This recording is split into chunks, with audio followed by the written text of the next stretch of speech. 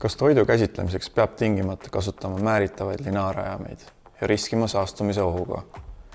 Austria ettevõtte Bistrobox on välja töötanud esimese täisautomaatse pitsaahju, mis valmistab värskeid pitsasid kõigest 90 sekundiga. Selle uuendusliku seadme keskmes on iguse hammasrihmaga lineaarajam ja liugelaagrid. See lahendus automatiseerib täielikult kõik protsessid, jahutamisest küpsetamiseni. Üks tsitaat kliendilt.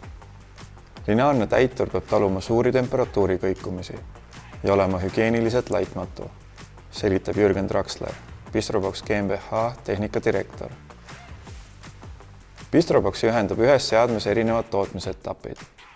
Pärast tellimuse esitamist eemaldab robot pitsa pakendist ja asetab selle pöördeõhuga ahju ning küpsetab 300 kraadi juures. Trailin ZLV 1040 hammasrihmaga ajam tagab kogu protsessi käigus õige positsioneerimise. Lisaks pitsade täpsele positsioneerimisele küpsetamise ajal on selle lineaarajami eelisteks temperatuurikindlus ning määrde- ja hooldusvabadus, tagades hügieenilisuse, mis on eriti oluline toiduainetööstuses.